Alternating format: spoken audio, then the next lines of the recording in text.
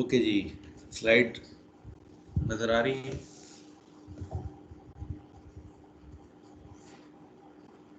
Yes, sir. Okay, so we were discussing the structure of application. There is a subject interface and weather data class which has been provided by the company. It is inheriting from the subject interface. This interface has three methods: register, remove, and notify. These are required to be implemented by weather data class now. So this is an additional code which is required to be placed in weather data class. Then we have created an observer interface with one common update method, and all the three displays current conditions, statistics, and forecast display. They will now be required to implement update method. So this is a typical implementation of the pattern, observer pattern. Now we will see code, how register observer code will work. This implementation is interesting, that we are going to see. Secondly, the implementation of update method, that is interesting, that we should see.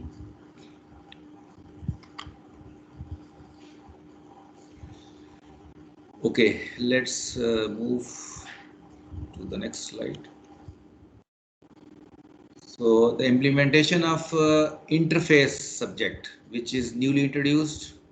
As you can see, there are three method signatures: register observer, remove observer, and notify observer. Register observer is going to get the object of observer, which has to be registered. जो भी observer अपने आप को register कराना चाहेगा, वो register observer call करेगा और अपना ही सेल्फ सब्जेक्ट ऑब्जेक्ट पास कर देगा इसको।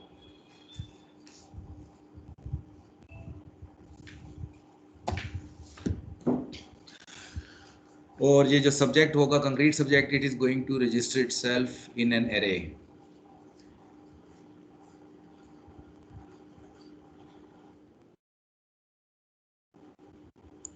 Just hold on, please.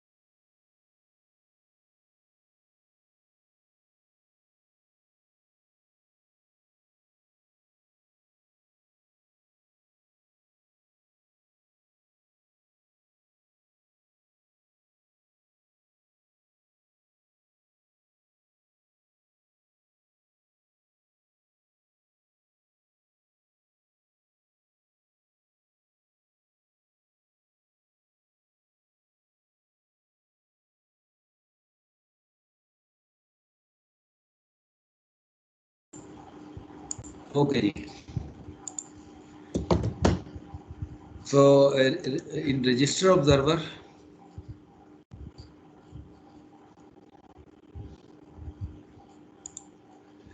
so these are three method signatures. Register observer, it requires one parameter of observer type.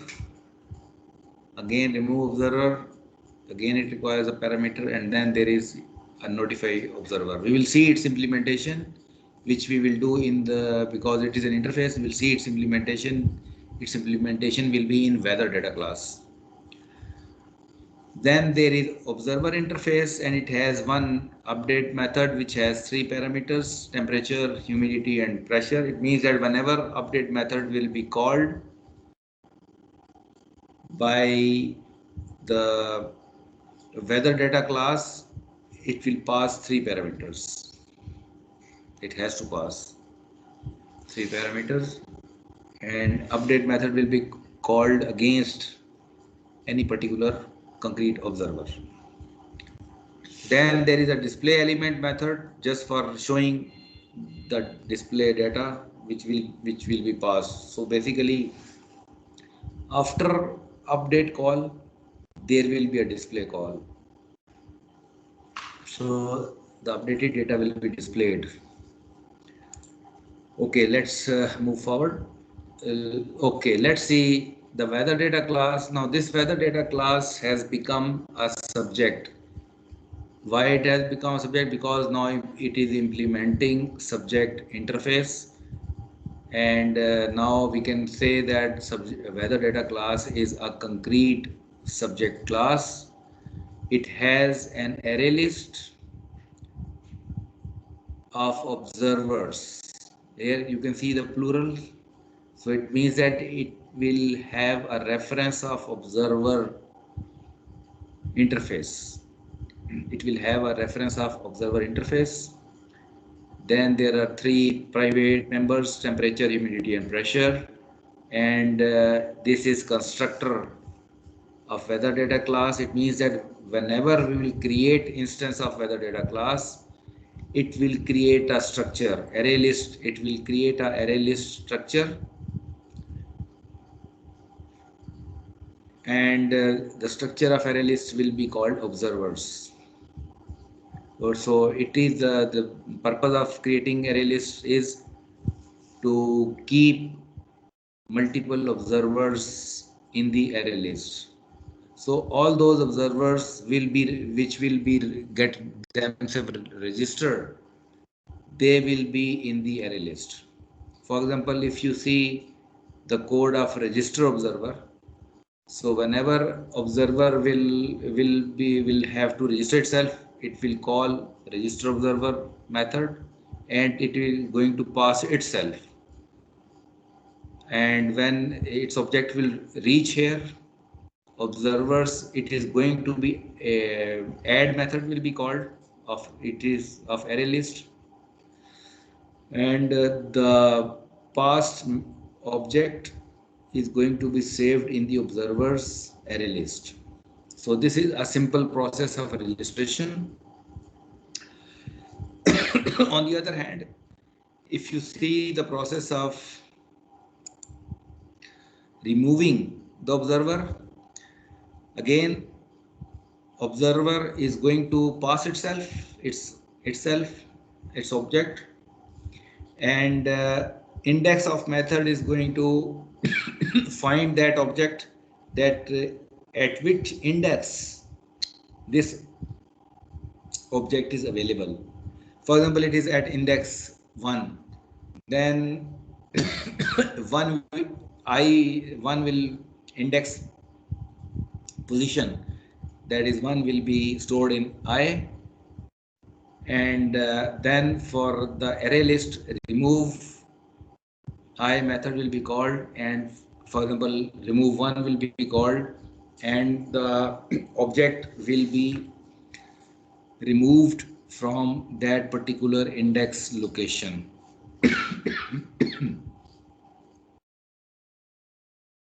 So this is how we can remove or deregister the observer from the subject. And mind it that weather data class is a concrete subject. So this is implementation of a subject. Observers are registering themselves in a concrete subject, and they are removing themselves or deregistering themselves from the concrete register. And for registration and deregistration, array list is being used. And because of this array list, there is a one-to-many relationship between weather data and concrete observers. Any question on this slide?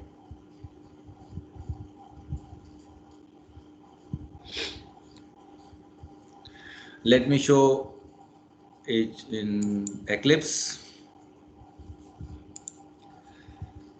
This is weather.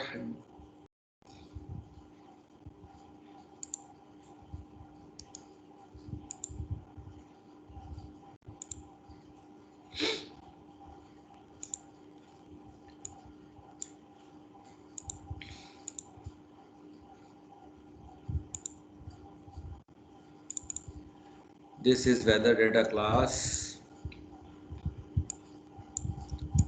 and in this class you can see there is an array list of type observer. So it has a reference of observers, and weather data constructor, which is creating a new instance of array list. Then it is a registration implementation, and it is deregistration implementation. So up till now we have seen this one.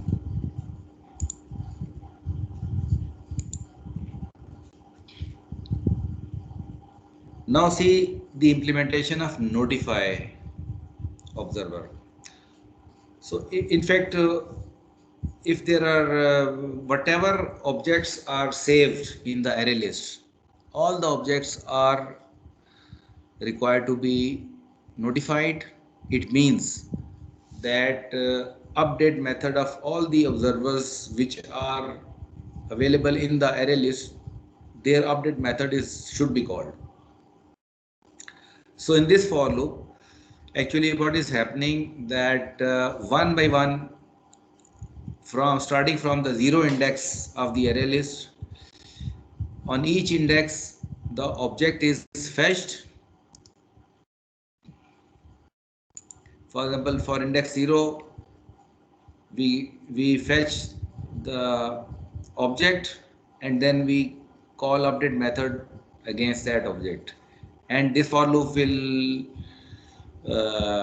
iterate for all the observers, and one by one update method of each observer will be called, and temperature, humidity and pressure will be passed. So basically what are we doing? We are pushing temperature, humidity and pressure data to each observer. So it is a kind of push style update. It is a kind of push style update. We are pushing temperature, humidity, pressure data to each observer which has registered itself into the array list. Okay, now when this notify observer is called, notify observer will be called in the measurement change method. If you remember, measurement change method has been provided measurement change method has been provided by the company Weatherorama, and they have told us that it will be called automatically whenever there will be some change in the parameters. So within this measurement change method we are calling notify observer. So it means that whenever measurement will be changed, notify observer will be called, and it will in turn call the update method of each observer and going to push temperature, humidity and pressure data to that particular observer. So this is what is going to happen. Now we have added one more method, that is set measurement method. It is just for testing purpose, because once we will hand over the code, we have to show them that yes, it is working fine. So this method will not work for actual situation, but for testing purpose it will be used. So the purpose of this set measurement method is just to call measurement change method manually. So whenever we will execute set measurement method, it will set some values, arbitrary values, and then we'll call measurement change method. And this measurement change method is going to call notify observer, and this notify observer method is called update method of each of the observer. So this is the implementation. Okay, let me show you.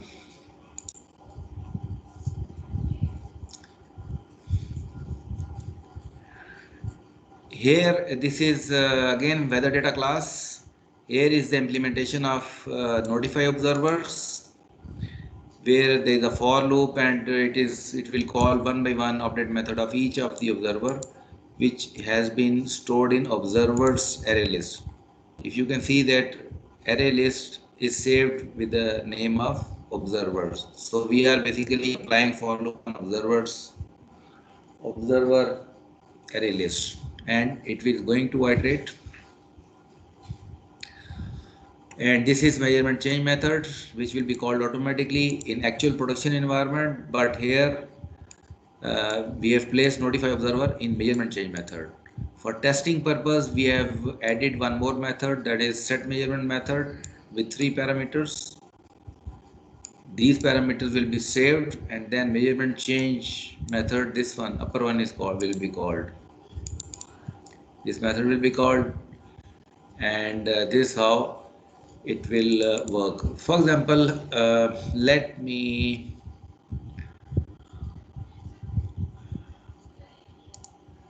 right click, add call is. So a set measurement method is calling measurement change method. Measurement change method is calling notify observer method, and notify observer method is calling the update method. So this is the sequence that is being, this you may call it a call hierarchy कह लें इसको, जो भी कह लें call hierarchy. आप इसका भी देख सकते हैं, जो इसका डिफ़ॉल्ट मेथड्स हैं, सेट मेजरमेंट कॉल hierarchy. तो ये आपको नज़र आ रहा है, सेट मेजरमेंट कॉल कर रहा है मेजरमेंट चेंज को, मेजरमेंट चेंज कॉल कर रहा है नोटिफाई ऑब्जर्वर को, नोटिफाई ऑब्जर्वर कॉल कर रहा है अपडेट मेथड को. तो ये कॉल हायरार्की आप यूँ भी देख सकते हैं, and you can also C in the call graph. Similarly, you can also, there is one more software which I have found. We can generate the sequence diagram. This is call graph utility.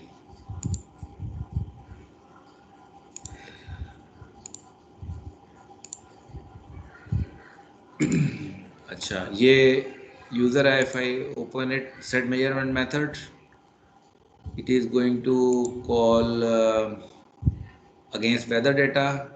Weather data is going to call its measurement change method. Measurement, then it will call notify observer of weather data class.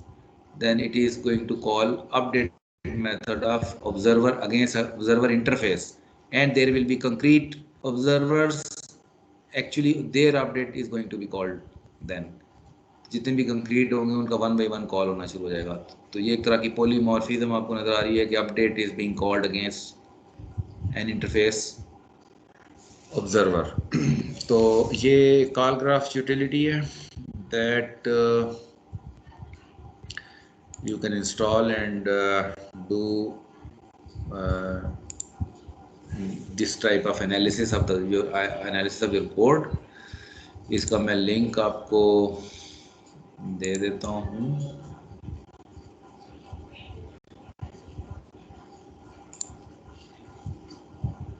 This is call graph properties, this is link, इसको आप install कर सकते हैं। यहाँ पे मैं डाल देता हूँ आपके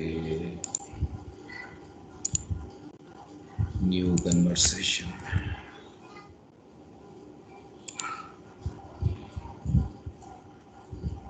this is link, you have got call graph. इसको आप इंस्टॉल करके यू कैन ये नया मुझे टूल मिल गया है, अच्छा है। इससे आप ये कॉल ग्राफ जनरेट कर सकते हैं जावा कोड के अगेंस्ट, और सीक्वेंस डायग्राम भी जनरेट कर सकते हैं। Okay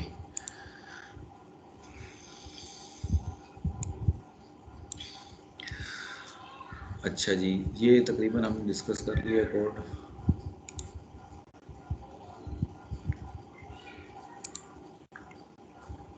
Now coming on to the implementation of concrete observers.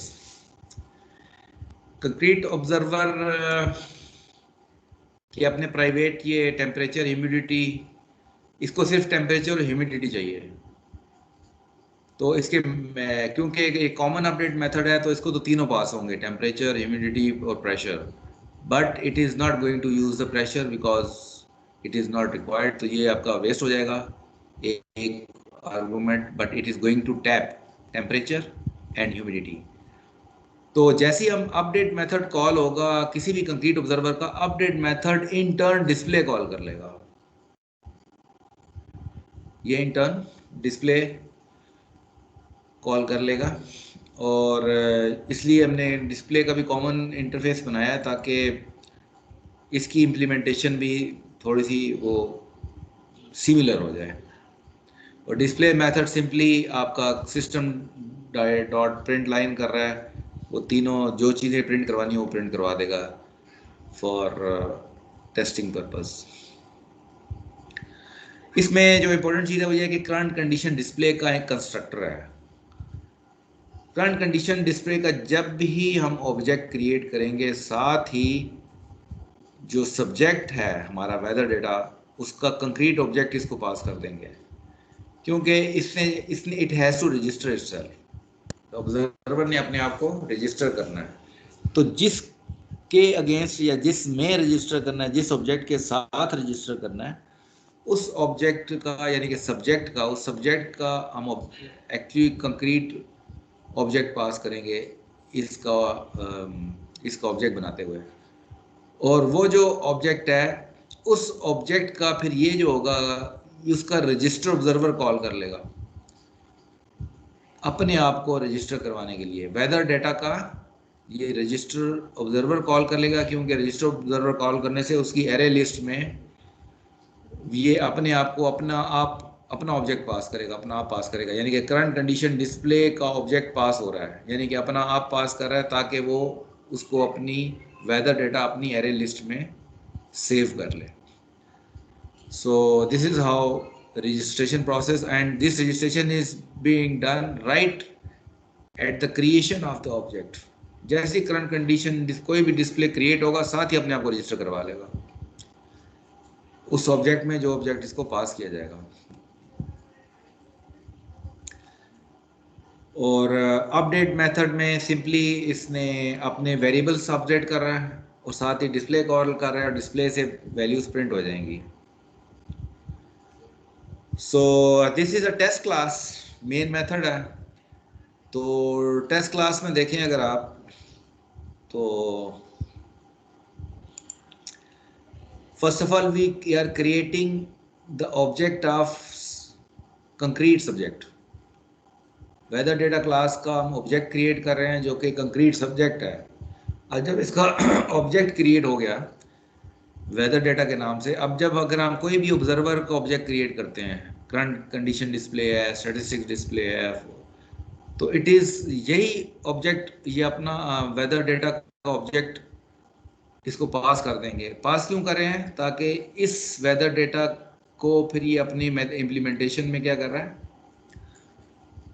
जब ऑब्जेक्ट पास होगा तो ये इस वेदर डेटा के अगेंस्ट रजिस्टर ऑब्जर्वर कॉल करेगा और अपना आप पास करेगा, इसलिए इसको वेदर डेटा पास कर रहे हैं।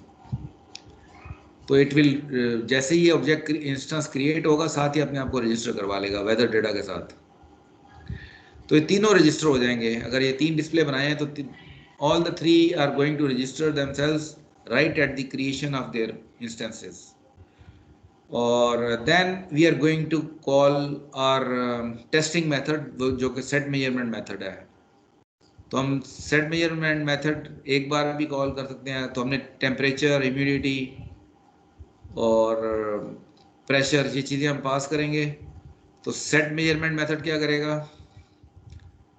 सेट मेजरमेंट मेथड ये वाला है। इसको जब तीनों चीज़ें पास होंगी तो ये अल्टीमेटली मेजरमेंट चेंज कॉल करेगा। मेजरमेंट चेंज और नोटिफाई ऑब्जर्वर कॉल करेगा। नोटिफाई ऑब्जर्वर हर ऑब्जर्वर का अपडेट कॉल करेगा।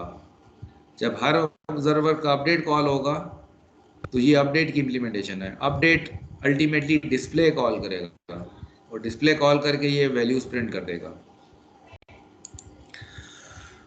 So this is how the sequence is going to be followed.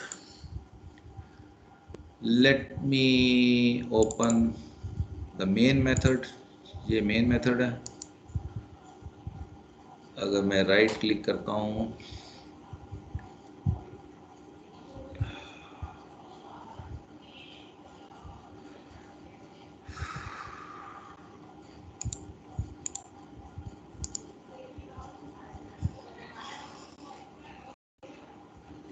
किधर चला गया run?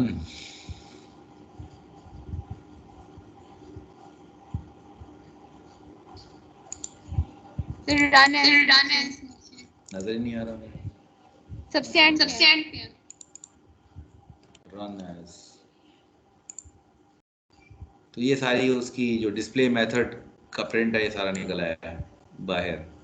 I can also analyze the main method how things are being called. अगर मैं right click करता हूँ main method को and if I want to see call hierarchy तो आपको नज़र आ रहा है कि मेन मेथड वेदर डेटा को कॉल कर रहा है, फिर ये करंट कंडीशन डिस्प्ले को कॉल कर रहा है, फिर स्टैटिस्टिक्स डिस्प्ले को कॉल कर रहा है, फिर फोरकास्ट तीनों डिस्प्ले कॉल कर रहा है, फिर आखिर में सेट मेजरमेंट कॉल कर रहा है। तो लेकिन जब वेदर डेटा जब अपना इंस्टेंस क्रिएट कर रहा है तो ये एरे लिस्ट अपनी क्रिएट कर रहा है, साथ ही ये अपनी एरे लिस्ट क्रिएट कर रहा है अपने कंस्ट्रक्टर में। इसी तरह करंट कंडीशन डिस्प्ले का जब ऑब्जेक्ट बनेगा तो ये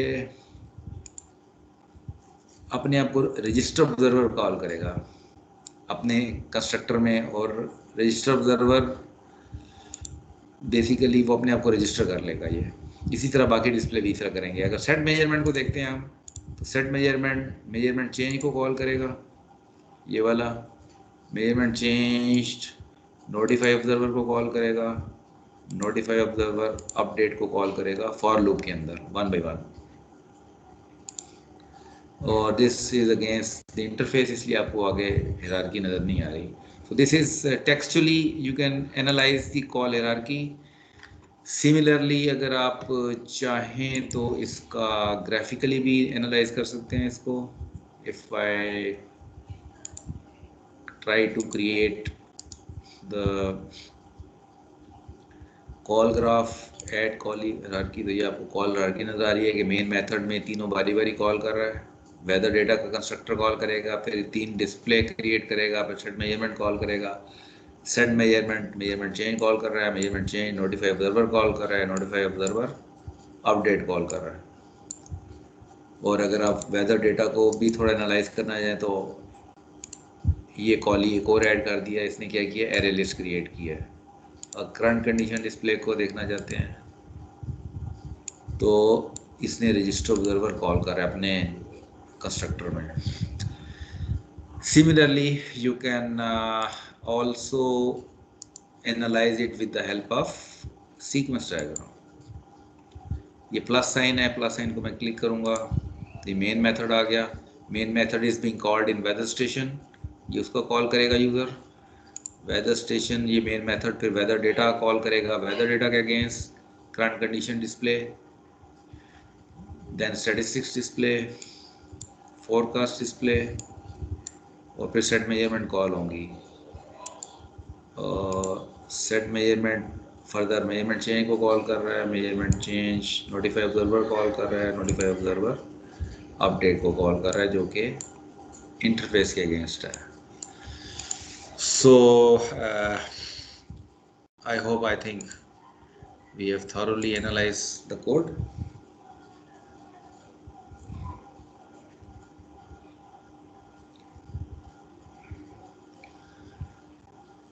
Okay, so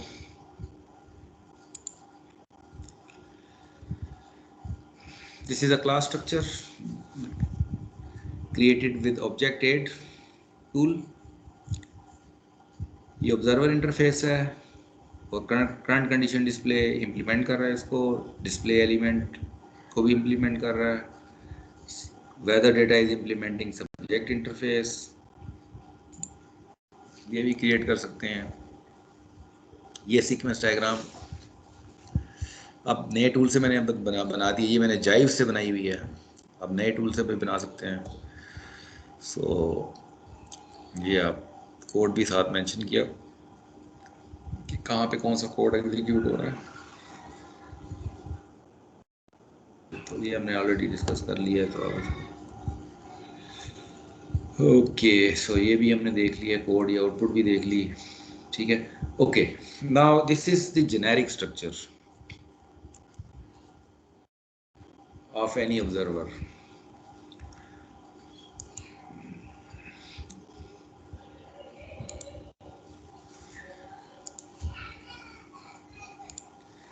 This is generic structure of observer. ये subject abstract class कह लें या इसको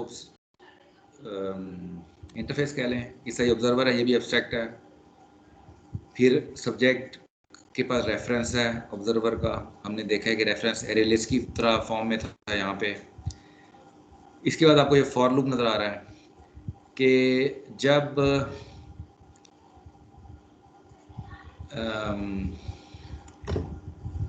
अपडेट मेथड नोटिफाई, ये नोटिफाई की इम्प्लीमेंटेशन है कि नोटिफाई की इम्प्लीमेंटेशन में होगा कि फॉर लूप में 1 by 1 अपडेट मेथड कॉल होगा. नोटिफिकेशन में एक दफ़ा नोटिफाई जैसे ही कॉल करेंगे आप, तो एरे लिस्ट में जितने भी ऑब्जर्वर पड़े होंगे फॉर लूप में, उस सब का अपडेट 1 by 1 कॉल होगा. तो एक ये बुनियादी कॉन्सेप्ट है इसके अंदर. फिर अटैच डिटैच नोटिफाई, ये फंडामेंटल कॉन्सेप्ट है यहाँ पे. फिर अपडेट का एक फंडामेंटल कॉन्सेप्ट है.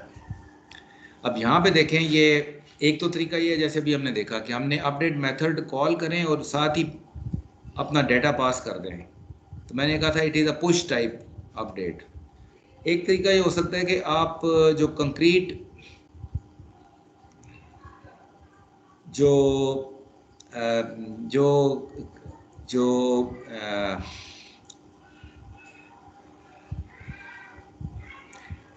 ये अपडेट कॉल हो रहा है. अब अपडेट में यहाँ पे पैरामीटर पास नहीं हो रहे, तो इसका मतलब है कि ये 1 by 1 जो कंक्रीट सब्जेक्ट है वो 1 by 1 अपडेट कॉल करेगा. तो 1 by 1 जब अपडेट कॉल करेगा तो ये जैसे कंक्रीट ऑब्जर्वर है. तो इस अपडेट की इम्प्लीमेंटेशन के अंदर हम क्या कर रहे हैं कि हम सब्जेक्ट डॉट गेट स्टेट, यानी कि ये जो सब्जेक्ट है इसकी स्टेट को गेट कर रहे हैं, यानी ये पुल कर रहे हैं. यानी कि हम अपडेट मैसेज सेंड करते वक्त डेटा पुश नहीं कर रहे, बल्कि हमने अपडेट की इम्प्लीमेंटेशन में सब्जेक्ट से डेटा गेट कर रहे हैं या पुल कर रहे हैं. तो this is slight variation of update implementation कि आप अपडेट मेथड के अंदर उसके अंदर ये बॉडी में लिख दें सब्जेक्ट डॉट गेट स्टेट. तो ये जो गेट स्टेट मेथड यहाँ पे हमने ऑलरेडी लिखा हुआ है, तो इससे आप गेट टेम्परेचर कर सकते हैं, गेट ह्यूमिडिटी कर सकते हैं, जो भी चीज़ें आप है वो गेट कर सकते हैं अपडेट की इम्प्लीमेंटेशन के अंदर. तो ये जब गेट स्टेट करेंगे तो it is going to return the state of the concrete subject. अब एक स्टेट भी हो सकती है, एक पैरामीटर भी हो सकते हैं, ज़्यादा भी हो सकते हैं, पूरा ऑब्जेक्ट लेना चाहें वो भी हो सकता है. सो there is a slight implementation difference. There is a push type update and there is a pull type update. तो ये एक कॉन्सेप्ट है, दोनों ठीक है, कोई भी इशू नहीं है, दोनों तरीके से इम्प्लीमेंट किया जा सकता है. Okay, any question so far?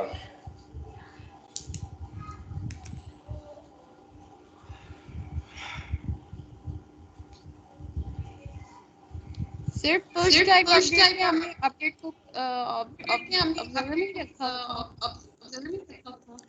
Push diet में होता है कि अपडेट के अंदर पैरामीटर आप मेंशन कर देते हैं ना। पुश में हमने ये किया था, जो हमने पीछे इम्प्लीमेंटेशन तक की है, हमने अपडेट को टेम्परेचर, ह्यूमिडिटी और प्रेशर हमने साथ ही अपडेट कॉल किया था, साथ ही उसमें पास कर दिए थे पैरामीटर्स। तो हमने पुश कर दिए थे पैरामीटर्स ना। इसमें हमने इसके पैरामीटर कोई नहीं है, हम बस इसको नोटिफाई कर रहे हैं कि अपडेट योरसेल्फ ऑब्जर्वर को। ऑब्जर्वर फिर उसकी इम्प्लीमेंटेशन में है कि ऑब्जर्वर ने वैल्यूज गेट करनी है सब्जेक्ट से कि भाई अपनी वैल्यूज मुझे दो, क्या तुमने अपडेट किया अपने आप को। तो अपडेट की इम्प्लीमेंटेशन डिफरेंट हो सकती है, but both are valid implementations. ठीक है, एनी अदर क्वेश्चन? ये कोड मैं आपको दे दूंगा, आप एनालाइज कीजिएगा इस कोड को। Let's see another way of implementing the observer pattern. In fact, there are Java utility classes, and one is called observable and other one is observer. ये utility class के अंदर पड़ी हुई है observable and observer। In classes को आप use कर सकते हैं। इसका फ़ायदा जो होगा कि आपको अपने इंटरफेसेस डिफाइन नहीं करने पड़ेंगे। जैसे एक सब्जेक्ट इंटरफेस अभी हमने बनाया था, और एक हमने क्या किया था कि ऑब्जर्वर इंटरफेस बनाया था। तो ये इसके ये बनाए हैं, इसके अंदर इसकी एपीआई में पड़े हुए हैं यूटिलिटी में। तो हम स्ट्रेट अवे इनको यूज़ कर सकते हैं अपने क्रिएट करने के बजाय। तो वेदर डेटा क्लास को फिर हमें क्या करना पड़ेगा, ये वेदर डेटा क्लास को हमने इससे इनहेरिट करना पड़ेगा, ऑब्जर्वेबल से। तो we are going to create our weather data class the child of inherit करेगी, वो ऑब्जर्वेबल को इम्प्लीमेंट करेगी। और जो हमारे कंक्रीट ऑब्जर्वर्स होंगे वो they are going to implement this observer. तो ये हम रेडीमेड क्लासेस भी यूज़ कर सकते हैं फॉर क्रिएटिंग ऑब्जर्वर पैटर्न। ये इन दोनों क्लासेस को मैं दिखा देता हूँ कैसे आप खोलेंगे कैसे।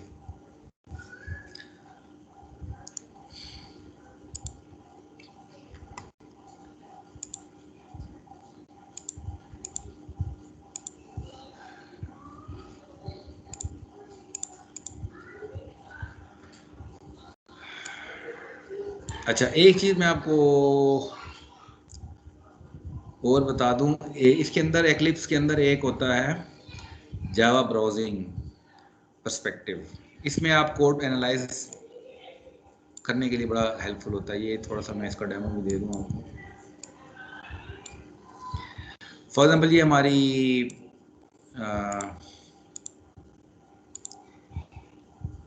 लेक्चर 9 ऑब्जर्वर पैटर्न है फॉर एग्जांपल।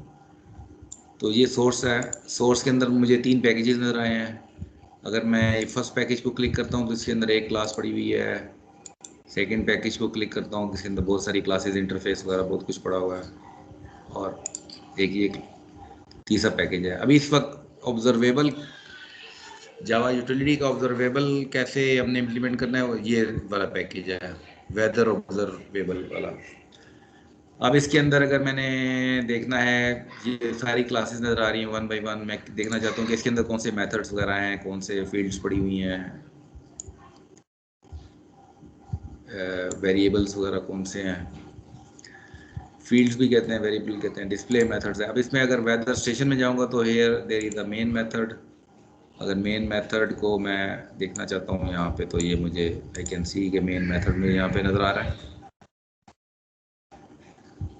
तो इसमें अगर हम एनालाइज करें इस तरीके से, तो वेदर डेटा क्लास को हम कह रहे हैं कि जी वेदर डेटा क्लास ने it has to implement the observable. ये ऑब्जर्वेबल क्लास नज़र आ रही है, जावा यूटिलिटी ऑब्जर्वेबल। तो वेदर डेटा क्लास क्या कर रही है, इस ऑब्जर्वेबल को एक्सटेंड कर रही है। तो एक ये डिफरेंस आ गया। अगर ऑब्जर्वेबल को मैं एनालाइज करना चाहता हूँ तो I can go right click करके आई कैन ओपन, मेरे ख्याल में डिक्लेरेशन से खुल जाएगा। तो ये जावा बेस में जावा यूटिलिटी का पैकेज है। जावा यूटिलिटी के पैकेज के अंदर ये ऑब्जर्वेबल क्लास है, ये एक्चुअल क्लास है और कंक्रीट क्लास है। तो मैं डबल क्लिक करता हूँ तो इसका मेरे ख्याल में कोड भी खुलना चाहिए। हाँ, ये खुल गया। सो आई कैन सी कि जावा यूटिलिटी की क्लास है ये। और अगर इसके अंदर मैं अभी देखें, इसमें ऐड ऑब्जर्वर मेथड ऑलरेडी पड़ा हुआ है। इसका मतलब है we are not required to add observer में। देखें इसकी इम्प्लीमेंटेशन भी हुई हुई है। ये एक्चुअली एब्स्ट्रैक्ट क्लास नहीं है, ये कंक्रीट क्लास है। इसमें कंक्रीट इम्प्लीमेंटेशंस पड़ी हुई हैं। अगर आप देखें, observable is not a abstract class. ये क्लास ऑब्जर्वेबल है, ये कंक्रीट क्लास है। तो इसका मतलब है इसकी इम्प्लीमेंटेशन भी पड़ी हुई है यहाँ पे। इसका डिलीट ऑब्जर्वर है, ऑलरेडी इम्प्लीमेंटेड है ये। इसी तरह नोटिफाई ऑब्जर्वर भी इम्प्लीमेंटेड है।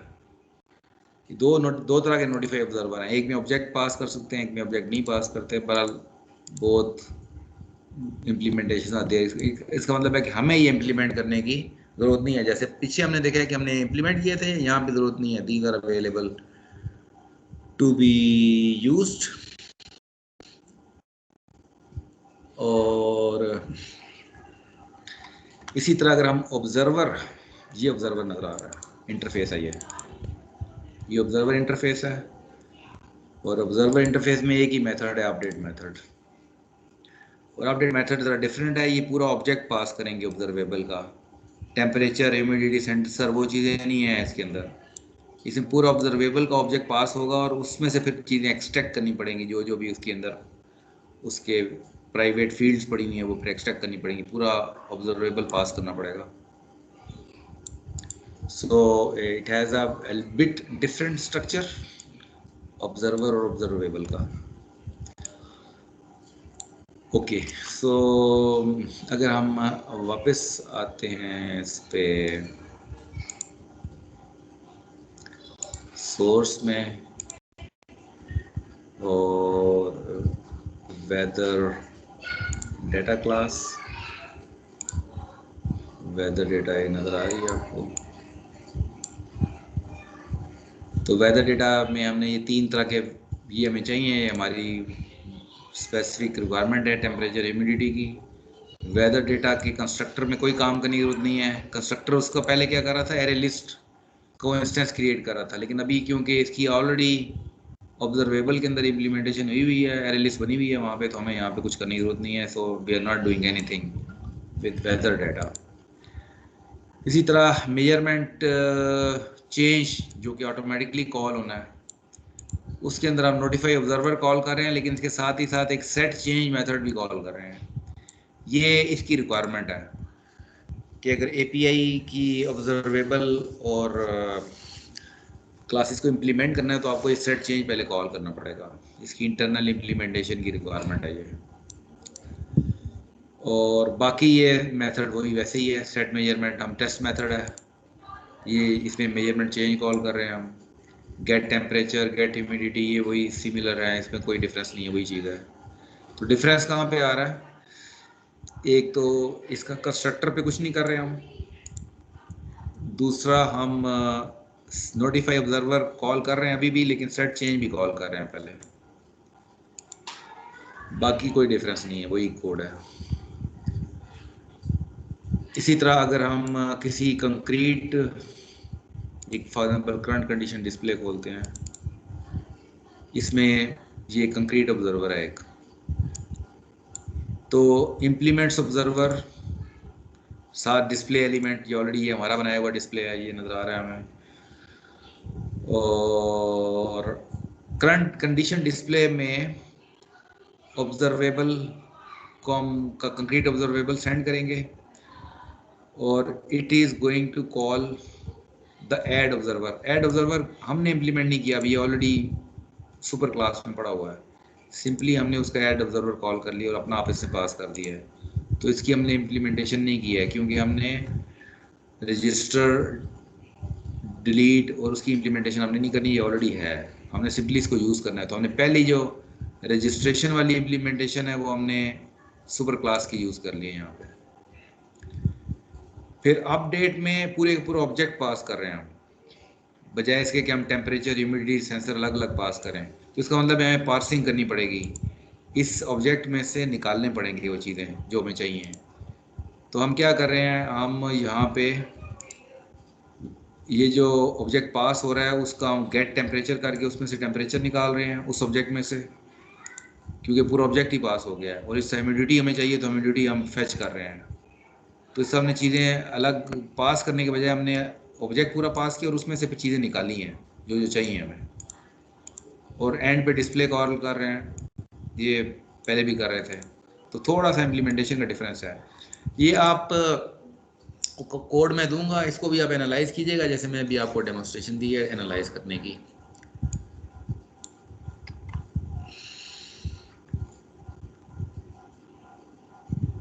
सो ये मैंने डिस्कस कर लिया है, मैं प्रेजेंटेशन में डिस्कस नहीं करूँगा इसको।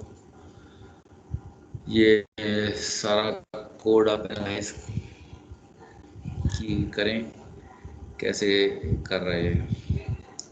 सेट चेंज मेथड की बिहाइंड द, मैंने जैसे आपको कहा था कि सेट चेंज जो मेथड है ये पहले कॉल करना पड़ता है, इसके लिए रिक्वायरमेंट है। सेट चेंज मेथड की में इम्प्लीमेंटेशन किस किस्म की हुई है, क्यों रिक्वायरमेंट है? एक्चुअली सेट चेंज मेथड जब हम कॉल करते हैं तो एक वेरिएबल है इसके अंदर जिसकी वैल्यू ट्रू हो जाती है, चेंज के नाम से एक वेरिएबल है उसकी वैल्यू ट्रू हो जाती है। फिर जो नोटिफाई ऑब्जर्वर की इसकी बिल्ट इन इम्प्लीमेंटेशन है उसके अंदर वो पहले एक इफ स्टेटमेंट लगी हुई है। वो पहले चेक करती है कि चेंज वेरिएबल ट्रू है कि नहीं है। अगर चेंज वेरिएबल ट्रू हो तो फिर वो अपडेट मेथड कॉल करता है। लेकिन अगर ये चेंज मेथड ट्रू नहीं होगा तो ये बाईपास कर जाएगा इसको, तो नोटिफाई अपडेट मेथड नहीं कॉल होगा। इसलिए हम पहले सेट चेंज को कॉल करते हैं ताकि वो वेरिएबल की वैल्यू ट्रू हो जाए और फिर इफ स्टेटमेंट के अंदर अपडेट मेथड कॉल हो सके। तो ये बेसिकली सेट चेंज मेथड की स्टोरी है जो हम कॉल करना पड़ता है, इसकी रिक्वायरमेंट है, लिमिटेशन तो वही है। तो कोड तकरीबन मैंने डिस्कस कर लिया आपके साथ। Okay, final section. एक्चुअली जो ऑब्जर्वर पैटर्न है, this pattern is being used in on many places in Java API. One of the major implementation of observer pattern is in the listener classes. Listener classes कौन सी होती हैं? जो कि जितने हमारे event listeners होते हैं, फॉर एग्जांपल माउस क्लिक है, माउस डबल क्लिक है, माउस हॉवरिंग है, ठीक है, एप्लीकेशन विंडो फोकस है, टेक्स्ट बॉक्सेस का। आप में से जिन लोगों ने ये GUI बेस्ड प्रोग्रामिंग की हुई है वो आपको इवेंट प्रोग्रामिंग का आइडिया होगा। तो जितने इवेंट होते हैं उन इवेंट को कैप्चर करना होता है, और उन इवेंट को कैप्चर करके, फॉर एग्जांपल अगर माउस क्लिक को मैं कैप्चर करूंगा तो उस कैप्चर करके then I can take some action, I can execute some code on that particular event. तो इन इवेंट को लिसन करना होता है। इनको आप लिसन मोड में लगा देते हैं कि यार मैंने ये माउस क्लिक को लिसन करना है, जैसे ही माउस क्लिक होगा तो मैंने फला फला काम करते हैं। तो ये जो लिसनिंग की जो पूरी इम्प्लीमेंटेशन है that it is based on observer pattern. तो ये इसमें इस स्लाइड में ये बेसिकली बताया गया है कि ये जो जे बटन होता है जावा के अंदर, it is J button super class जो कि एब्स्ट्रैक्ट बटन की क्लास है। तो अगर हमने उसको लिसन करना है तो हम फिर एक टिपिकल इम्प्लीमेंटेशन करते हैं उसमें, और हम एक क्लिक के अगेंस्ट मल्टीपल लिसनर्स भी कर सकते हैं। माउस क्लिक अगर हम कर रहे हैं तो उसके अगेंस्ट मल्टीपल लिसनर्स क्रिएट कर सकते हैं। फॉर एग्जांपल ये इम्प्लीमेंटेशन है कि फॉर एग्जांपल ये एक क्लास है स्विंग ऑब्जर्वर एग्जांपल, और इस क्लास के अंदर एक गो मेथड है। गो मेथड के अंदर हम ये एक विंडो का जावा का फ्रेम क्रिएट करें, यानी कि जावा की एक GUI विंडो बना रहे हैं। जब जे फ्रेम की क्लास क्रिएट की जाती है तो एक नई विंडो क्रिएट हो जाती है, और फिर हम एक नया बटन क्रिएट कर रहे हैं जिसका टाइटल या होगा या लेबल होगा शुड आई डू इट। अब इस बटन को, ये जो बटन है, इस बटन के अगेंस्ट हमने दो ऑब्जर्वर बनाए हैं, इसको आप लिसनर कह लें या ऑब्जर्वर कह लें। तो इसी बटन के अगेंस्ट एक मैंने एक्शन लिसनर बना रहा हूँ एंजल लिसनर क्लास का, और एक मैं एक्शन लिसनर बना रहा हूँ डेविल लिसनर क्लास का। बटन एक ही है, एक ही क्लिक पे दोनों लिसन करेंगे और अपना एक्शन परफॉर्म करेंगे। तो एक लिसनर जो है ये प्रिंट कर रहा है don't do it you might regret it, और दूसरा लिसनर प्रिंट कर रहा है कम ऑन डू इट।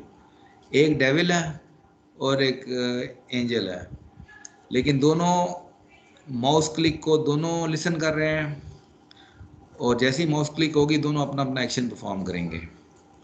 अगर फॉर एग्जांपल मैं इसको आपको एग्जीक्यूट करके दिखाऊं, तो ये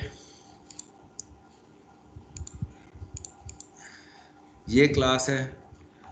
इस क्लास को अगर मैं रन करता हूँ, रन एज जावा टाइप, ये एक विंडो खुल गई है जे फ्रेम की। इसके अंदर ये एक बटन बना हुआ है, अगर मैं क्लिक करता हूँ तो ये दो कमांड डू इट, एक एक्शन लिसनर ने ये प्रिंट कर दिया, दूसरे ने ये प्रिंट कर दिया। So the message for this particular last section of the presentation is that all the action listeners, event listeners, are basically implementations of observer patterns in any programming language, including Java. So it ends our this lecture. इसमें एक homework देखें, implement and run the demo application, ये मैं आपको code दूंगा। Experiment with how update method of original not Java utility Weatherorama may be implemented with pull configuration, that is by calling get temperature, get humidity, get pressure। मतलब ये है कि अभी जो मैंने आपको इम्प्लीमेंटेशन बताई है वो मैंने बताई है पुश टाइप अपडेट का, जिसमें उसके 3 पैरामीटर हम पास कर देते हैं, टेम्परेचर, ह्यूमिडिटी, प्रेशर। तो आप इसमें थोड़ी सी वेरिएशन उसी कोड में करें, आप अपडेट मेथड में कोई पैरामीटर पास ना करें, बट के अब लेकिन अपडेट मेथड की जो बॉडी है उसके अंदर ये तीनों मेथड कॉल करें, और वो जो टेम्परेचर वगैरह जो आपने पुश करने हैं वो पुल करें। तो ये थोड़ी सी वेरिएशन करके देख लें, give you reasonable idea about the code. बाकी आपको जो मैंने एक यूटिलिटी भी डेमोस्ट्रेट की है उसको इंस्टॉल करें, लिंक दे दिया है मैंने आपको, उसको थोड़ा सा एनालाइज करें कोड को, and see what are the limitations of Java utility and observable class for observer pattern. So this is your homework and it ends lecture 9. Any question in today's lecture?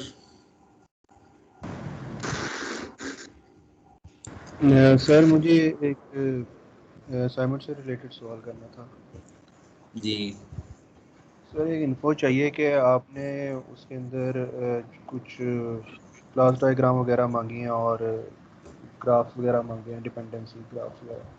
तो sir हमने वो क्या उसके अंदर कहते है ना, हैं स्टूडियो में, वो ये स्टूडियो में जी है ना, सर, वो मैं स्टूडियो सर इसमें सर मेरी बात अच्छा सर मैंने ये पूछना था आपसे कि हमने सिर्फ और सिर्फ जो हमने मॉड्यूल बिल्ड किया है पाकिस्तानी टक के नाम से, हम उसको शो कराना है असाइनमेंट के अंदर, या सर आप जो आपने जो बिल्डिंग आपने हमें पहले से प्रोवाइड किया है डक का, उसको भी हमने शो करना है असाइनमेंट के अंदर? उसी को शो करना है। पाकिस्तानी डक करें ना करें ये ऑप्शनल है आपके लिए। सी शार्प का कोड जो ओरिजिनल कोड दिया ना जावा का, उसको आप ट्रांसफॉर्म करें सी शार्प कोड में। जी सर वो कर पाकिस्तानी लिया डक सर। मैं डालें ना डालें ये ऑप्शनल है आपके लिए। वो ओरिजिनल कोड ऑप्शनल जो था दिया सर। है उसको सी शार्प में लेकर जाएं। सर सी शार्प में भी उस सर उसको इम्प्लीमेंट कर लिया है पाकिस्तानी डक को भी, क्योंकि सर उसके बस ठीक टास्क है, में बहुत लिखा अच्छा हुआ था। किया, दैट्स गुड। अच्छा तो मैं समझ रहा था सर कि सिर्फ पाकिस्तानी डक को हमने शो करवाना है, यानी कि आप कहना चाह रहे हैं कि आप वाली जो पूरा पूरा कंप्लीट एक है डक हमने उसको भी शो कराना है। ठीक हो गया सर। वैसे मेरा ख्याल है मेरी जो स्टेटमेंट है उसमें कंफ्यूजन थी तो नहीं, वैसे ये थी कुछ कंफ्यूजन? नहीं नहीं सर, उसके मैंने तो मुताबिक सिर्फ नहीं सर, ओरिजिनल प्रोजेक्ट को एंड पे कन्वर्ट यही करना कहा था कि जी है। सारा ये जो कोड है इसको सारे कोड को आप सी शार्प में लेके जाएं। मेरे जो स्टेटमेंट है उससे तो ये मैसेज आ रहा है कि आपने डक भी करनी है, पाकिस्तानी डक भी करनी है, तो दूसरा जो ओरिजिनल कोड है वो भी करना है, उससे तो ये मैसेज आ रहा है।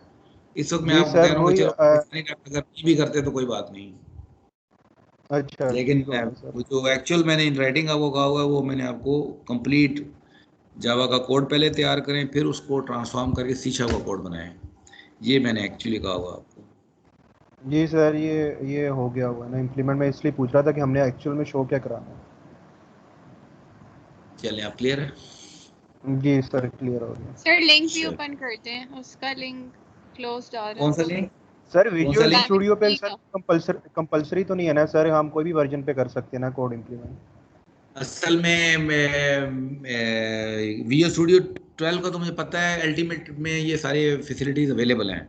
अगर आप सर समझते हैं किसी 13 और में विजुअल इम्प्लीमेंट स्टूडियो पे ये किया है। हैं तो कर लें, मुझे कोई इतराज नहीं। मैंने आपको वैसे दे दिया कि हो सकता है आप को इंस्टॉल करें, आप कहें जी ये फलां फलां चीज़ इसमें वो फैसिलिटी नहीं है उसके अंदर, ये वजह और कोई मसला नहीं, वरना अदरवाइज आप जिस पे मर्जी करें। ठीक हो गया sir, thank you sir. Any other question? Sir ये लिंक ओपन कर दें कौन सा उसका, लिंक? असाइनमेंट 3 का सर, वो सबमिशन ओपन नहीं है उसकी। असाइनमेंट 3 की सबमिशन ओपन नहीं है? अच्छा अच्छा, चलें कर देते हैं, ठीक हो गया। ठीक ठीक है। आपने बहुत ज़्यादा ही टाइम मुझसे मांग लिया था, पता नहीं 30 तारीख के कहाँ तक, है ना? मैंने ज़रूर से ज़्यादा सर टाइम और दे दिया था आपने आपको। और सर आपने दे भी दिया था। मजे की चलें, बात कोई सर ये है। मज़े मज़े करें। ठीक है जी। और कुछ मामलात? ठीक सर है। ये सर होमवर्क भी सबमिट सर करने हैं। एक असाइनमेंट और देनी है, रिक्वायरमेंट ये है कि 4 असाइनमेंट होने हैं, 3 हो गई हैं आपकी, एक आधी मैं दूंगा, लेकिन वो मैं सोच रहा हूँ क्या दूँ। सर ये बताऊँ आप एक। काइंडली डिस्ट्रीब्यूशन जो आई है अब रिसेंटली 70-30 की, सर आप डिफाइन कर देंगे कि हमारा 30 के अंदर क्या क्या शामिल है? हाँ ना, इन्होंने ये बता दिए, मैं बताता हूँ। सर 30 में हमारी ये पेपर की कितनी डिस्ट्रीब्यूशन है सर? एक मिनट में बताता हूँ। इसमें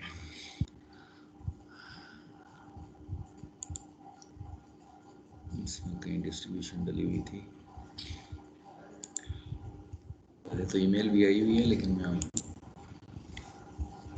ये देखें, क्विज़ 10%, असाइनमेंट 20% और फाइनल 70%, ये डिस्ट्रीब्यूशन आ गई है। और सर बिल्कुल आप ही पेपर को किस में कंसीडर करेंगे? पेपर फिट करना पड़ेगा इसके अंदर, असाइनमेंट्स के अंदर, अब यही करना सर पड़ेगा और पेपर कोई को वो हाल 4th तो असाइनमेंट बना लें सर। सर पेपर पे हाँ सर हमने काफ़ी रिसर्च मेहनत पे की है सर, ज्यादा उसको मेहनत लगी है। सर ठीक है, उसको ये कर ज़्यादा आप लेते कर हैं, ठीक सर, है।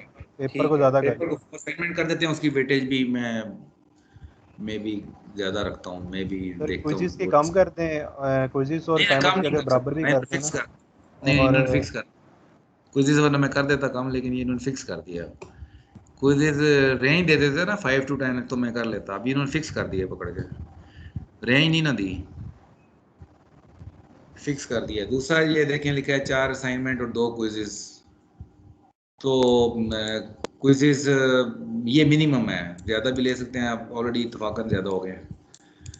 तो असाइनमेंट 3 हो गई हैं, 4 हैं, ठीक है आपकी बात कि वो एक को मैं उसको प्रोजेक्ट वाला जो है ना उसको हम एक असाइनमेंट ले लेते हैं, ठीक है ऐसा कर लेते हैं।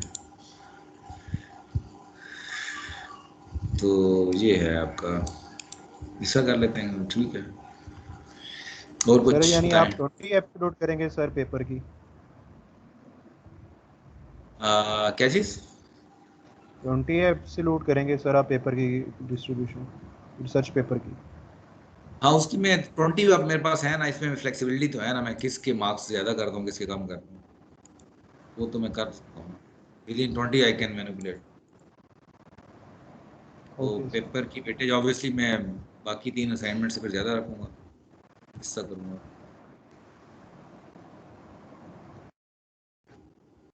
ठीक हो गया। सर अब जी तक सर। हमारी क्विज़ेस और असाइनमेंट्स मतलब फुल कंप्लीट हो गए हैं रिक्वायरमेंट्स के मुताबिक।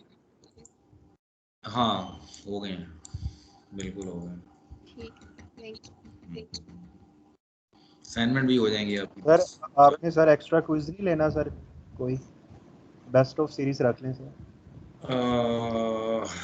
हाँ ठीक है, बेस्ट ऑफ 3 किया जा सकता है। 4 ले लिया ना मैंने, जी सर। बेस्ट ऑफ 3 किया जा सकता है। जी सर रख लें सर। अब एक या जो फिर आपका एक दो 29 ले को। लेते हैं ना, एक दो और ले लेते हैं, फिर उसमें से जी बेस्ट वाला सर। भी कर। जी सर काइंडली सीरीज सर। अपनी रहेगी। ठीक है, ठीक हो गया एक सर। दो और लेते हैं।